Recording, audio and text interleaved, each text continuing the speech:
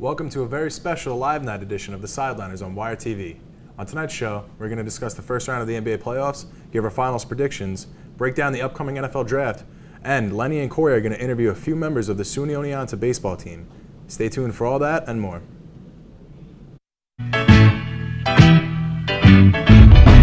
Yeah.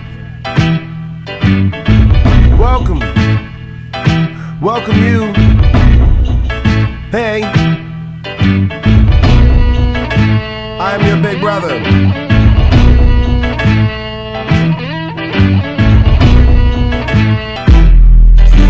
Where you be for the revolution?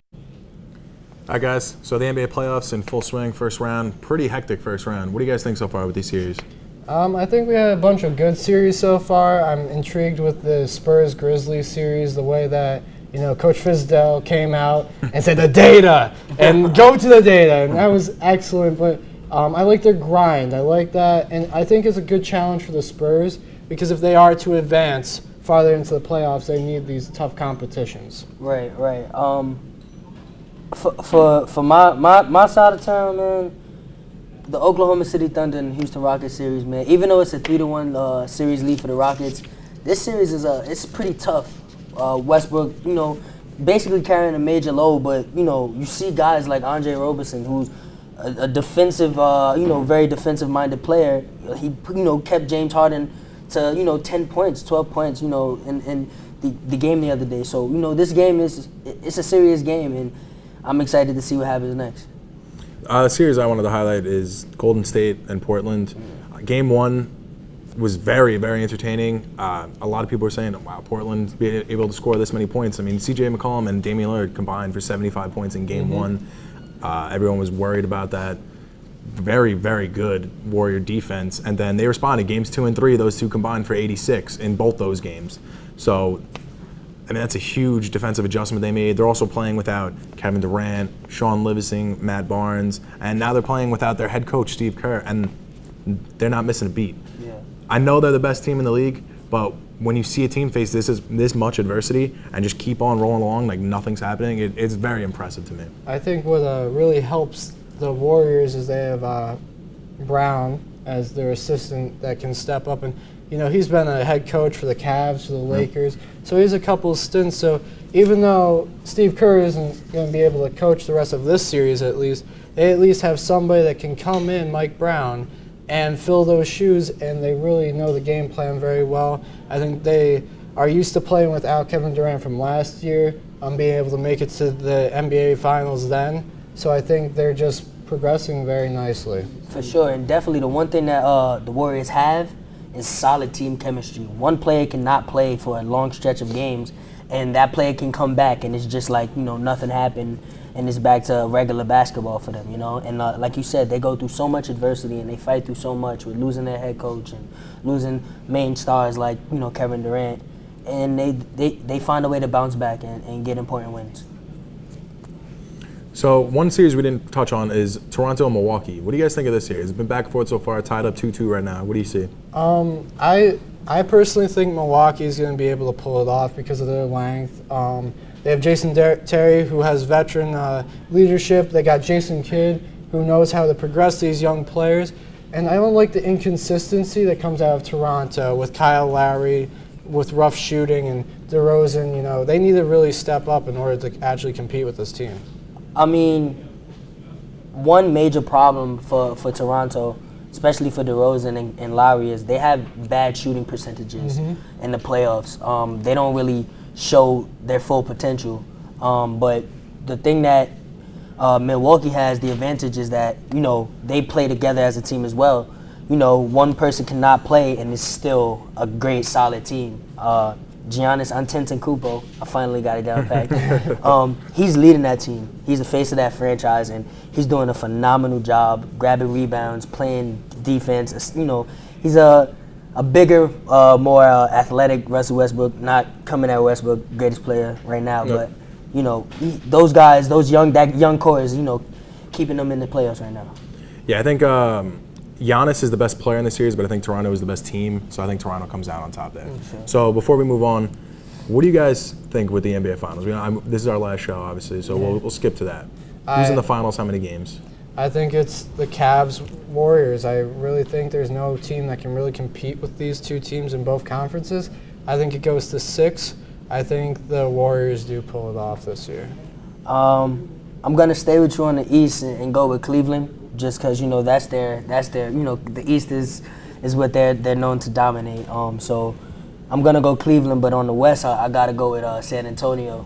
Those guys they have championship experience across the board, from head coach to player to point guard.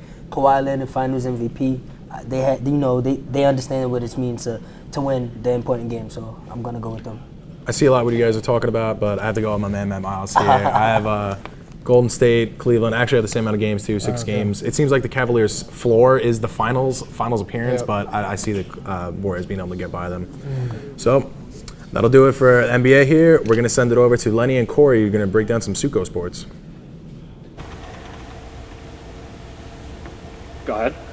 All right, thank you very much, guys. So the Oneonta women's softball team had a big weekend this weekend with a doubleheader split against sweep against Oswego, improving their record to 21-11 on the season.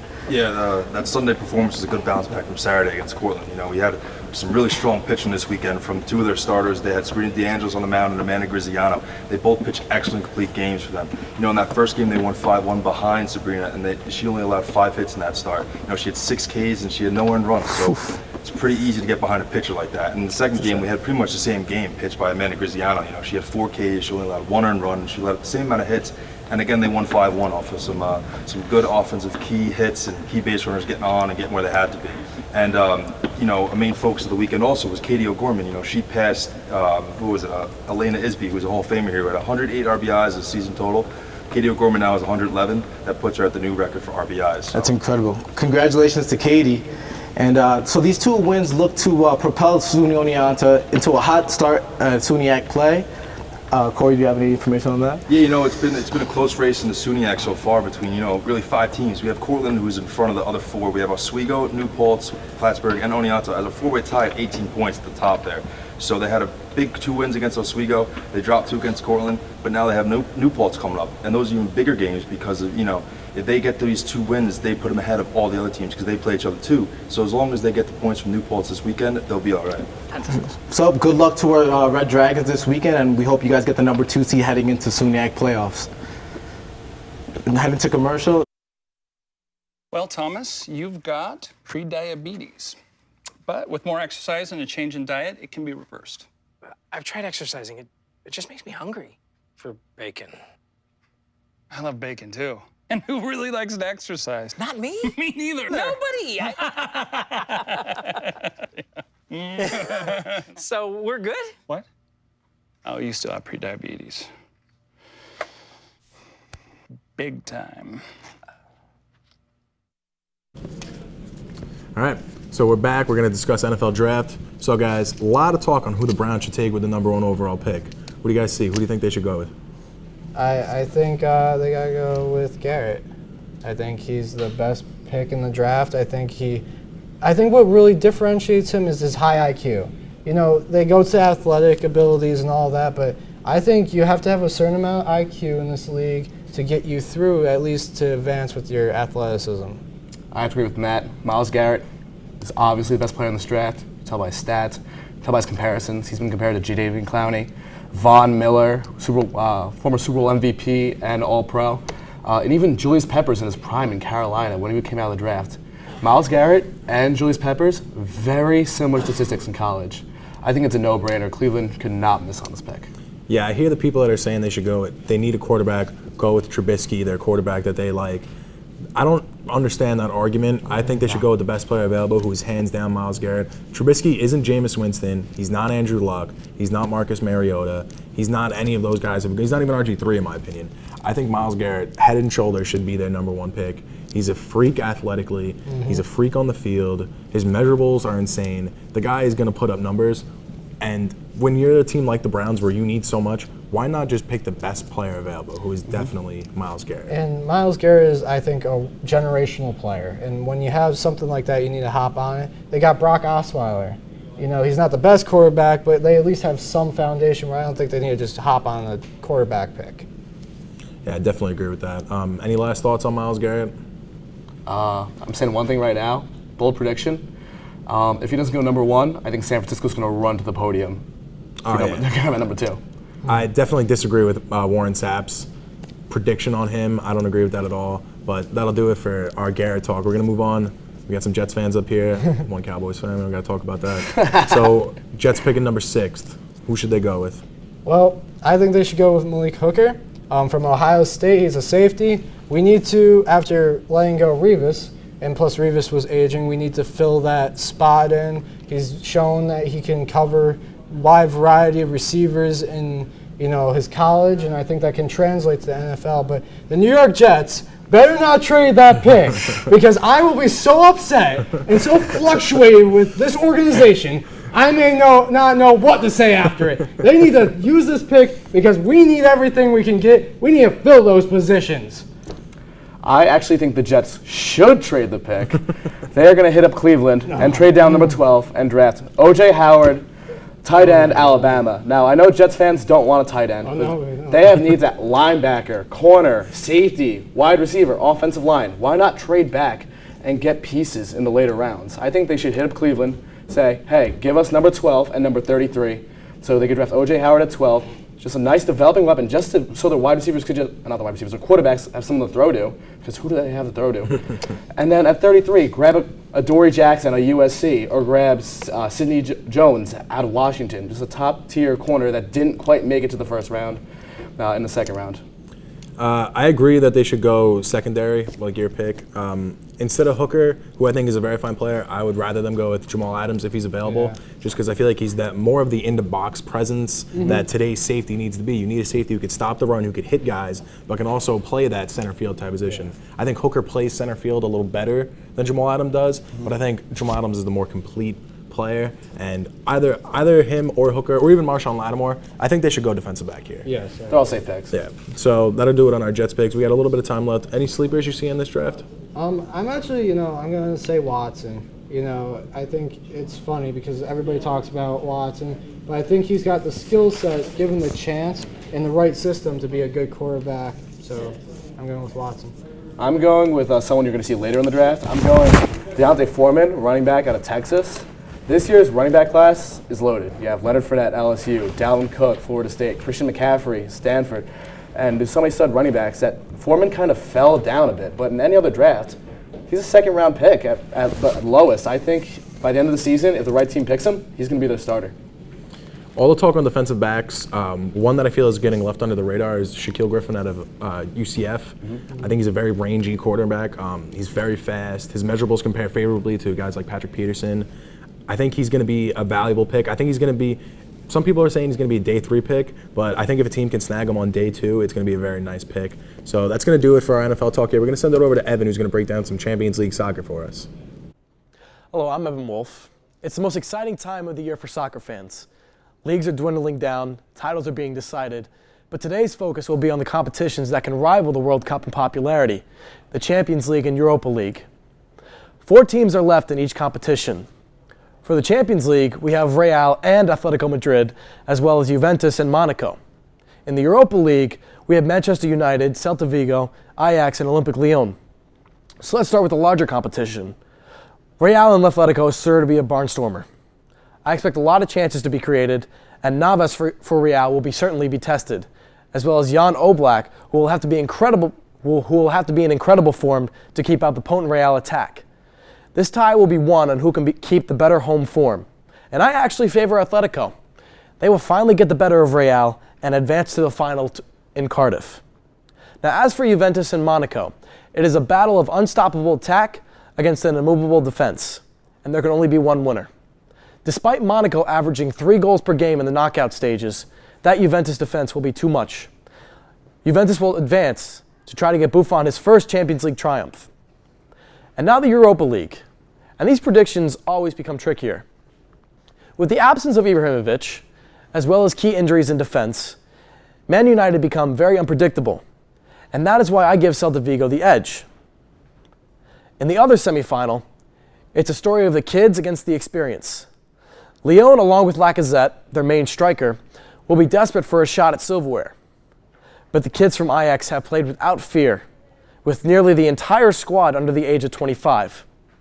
I like the youth and fearlessness in this competition, and I favor Ajax to advance. All of these matches will be a thrill to watch and should excite any neutral fan. Sideliners will be right back after this commercial.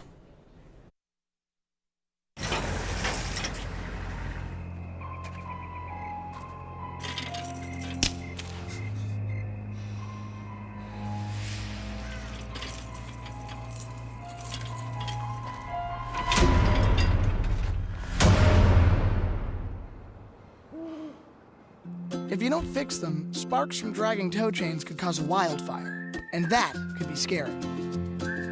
Ah, Smokey. Only you can prevent wildfires. All right, thank you, Evan. So, guys, we're going to break down some MLB Power Rankings now. Just came out on ESPN today for this week. So, what do you guys think of the rankings, and do you agree with them? I agree with them. 100%. 100%. One team that really stands out to me is definitely the Colorado Rockies. I think that they're always a team that starts off hot in the beginning of the year. Every year, and then once you get into May, they always dwindle down. June. The pitching is the biggest problem that they need. The bullpen is great, but the pitching, the starting rotation, that's something they need to work on. What about you, Austin? I think the Rockies might actually do it. I think they might actually. I think they're finally learning from their mistakes. You know, they got Reynolds and Ariano. How do you say his name? Arenado. Yeah, dude, he's a stud. I think he's obviously a franchise player, and I definitely think he's gonna do well for the Rockies. One interesting piece I like on the Rockies right now is rookie starting pitcher Antonio Sandazala. He's 3-0, 2.08 ERA, and 2 of those wins came at Coors Field, which is a very renowned hitting park. Hitters love to play there, so for a rookie pitcher to be able to come in and perform well in Coors Field, that definitely speaks volumes to me. I also had them in my power rank because I had them all the way up at number 5. Number 4, I had our New York Yankees. These young guys are batting well right now. What do you guys think without Gary Sanchez? Gary Sanchez hasn't even been there yet, and the Yankees have been doing phenomenal so far. Aaron Judge, 6 home runs so far, absolutely crazy. The pitching staff, CeCe's been doing well, Pineda's been doing well. If they can keep that up.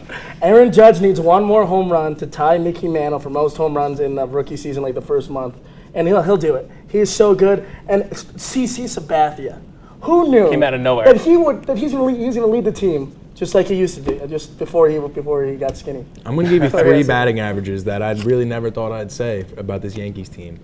357, 339, 333. Starlin Castro, Chase Headley, Jacoby Ellsbury. Chase Headley, I wanted him gone. Yep. I thought he was the worst player in the league. I said, how can you have this guy play third base for the New York Yankees? Well, he proved me wrong. So then just to finish up our power rankings, I had Baltimore Orioles at number 3, Houston Astros at number 2, and the Washington Nationals, who Bryce Harper, this guy, I mean, it looks like a shoo-in for MVP right now. What do you guys think of him? They're going to be tough to beat. There's not many teams besides the Cubs that are going to beat them. You see them torture the Mets, even though they're banged up right now. That just shows you how dominant they're going to be this year. Trey Turner just came out for the DL. He's going to be a stud this year as well. Rookie of the Year candidate. Dude, Bryce Harper is literally putting all his strength into hitting this baseball out. He knows how good he is, and he knows how good he's going to be, but he's just going to keep on doing what he's got to do. One more quick thing on the Nationals. If Daniel Murphy could play the Mets every single game, 162, he'd be the best baseball player of all time. Hey, the Mets. Best baseball player of all time. The Mets, you guys screwed up on Daniel Murphy. You guys should have kept him. I don't understand. All right, so that's going to do it for us on baseball. We're going to send it over to Lenny, who's actually going to break down more baseball, talk to the Suoni Oneonta team.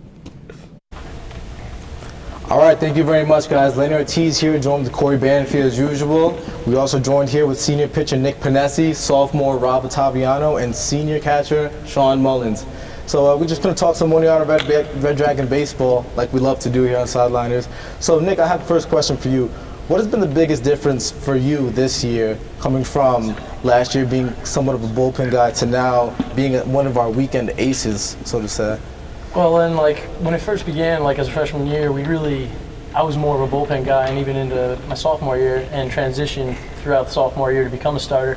And it was when we were first freshmen and sophomore, even growing up, we had to grow up on our own, because it was we had our seniors. There was only a couple every year. There wasn't really a senior guy after Steve left as a junior to the draft. Mm-hmm. And it was now this year I transitioned, and even I began the year in the bullpen for a couple games, and then the last couple series in the Suniacs, I grew into this guy. Me and Tom, Jimmy, Coda were all the starter guys, and even Rob over here. And it was like, it's just big games, and like you just want to win for everybody on your team. You play for your teammates, you play to win games, and when we're out there in the mound, it's just competing. And what a move it's been to move you from the bullpen. We see it paying off with your 3.4 ERA and really helping the team to wins this year. So Rob, I have a question for you.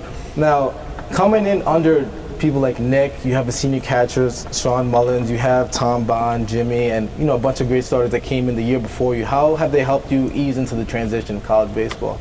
Well, coming in as a freshman, you don't really understand what the college game is going to be like coming from high school, and I think the junior pitchers this year have really helped me grow into a better pitcher, smarter on the mound. They've taught me how to slow the game down and pitch to batters' weaknesses and whatnot. And with Sean, he's been a great leader behind the plate. He knows how to slow the game down when things get out of control and just come out and settle me down. And he knows my strengths sometimes better than I know myself. And it's been great to have him back there. Sure, I would agree. That is the biggest difference between high school baseball and college baseball. The pace, how you handle yourself, how you approach guys. Because in high school, you could just blow by guys. And, you knew that you had the stuff to get by. Where in college, you have to kind of, work your way around and game plan for games, really plan it out. Yeah, and as you mentioned, we have Sean over here, our senior catcher. Now, you've been here for 4 years now, right? Yeah. And those 4 years have been a journey. You haven't had success. You've had success. Now it's over. Now, how do you feel these past 4 years have been, and how do you feel that's going to impact your life coming up? Well, these last 4 years, they've been tough. I mean, there's been challenges from a freshman who didn't play that much. Sophomore year, started playing a little bit more. And then junior year, I got hurt, so I missed a couple weeks. And to now, I've been playing every day. So I feel like it's really prepared me for after college, where I can handle tough adversity. And I'm just looking forward to hopefully my baseball career propelling me into coaching and teaching, because I plan on becoming a teacher once I graduate. That's awesome. Yeah. That's true. You originally came in as a freshman at third base, correct? And then throughout the years, you went from third base utility guy to now being the main guy behind the plate, and now being a four-hitter your senior year. So you kind of had quite the journey. You've seen the ups and downs of this program. Yeah, I just try to do whatever coach asked me to do. And as a freshman, you're just trying to get into different positions where the more positions you can play, the more opportunities you get to play. 100%. So I was just trying to look for ways to get on the field. But now as a catcher, I've become more solidified back there, and that's my spot. Interesting. So what has been your favorite moment so far, favorite game of this year? Any of you guys? I mean, I'd have to say it was the game against Fredonia. We played at Wells College, and it was the day after we got swept by Fredonia. We got swept, and we played 3 games in a series. So the first 2 we got swept in a heartbreaker. We were up 4-1 in the 8th, and one of them we ended up losing 5-4 in extra innings. And the next one we lost by a run, and I pitched in that game, the second game, and came back in on that Wells game. We're down 5-0 in the 9th, and me and Rob, we were going to run our sprints to get ready for the future games, and we ended up coming back and went in on a walk-off in 14 innings. So it was a crazy game. That's a crazy feeling, especially coming in last inning, being down 5. There's really no hope at that point. And then to come back and then win the game in a walk-off fashion. I mean, that's the type of game that'll change your season for the rest of the way. Yeah, it's insane. So, good luck for the rest of the year. I know you guys have one game with Brockport and then a series against Oswego, which will be interesting to watch. I know it'll be a good game, good pitching matchups in those final games. Hope you guys can sneak one by Brockport, take 2 out of 3 from Oswego, and make some noise in the playoffs. We hope for out here. Yes, sir. So, for the guys out here from the Red Dragon baseball team, Corey Banfy, I'm Lenny Ortiz. Thank you for joining us. We're going to send it back to the guys in the studio to wrap it up. All right, thank you, Lenny and Corey. So thank you for joining us on another season of The Wire on Sideliners on Wire TV. It's been a great year from all of us here at the Sideliners. We really appreciate you. Thank you for stopping by. We'll see you next time.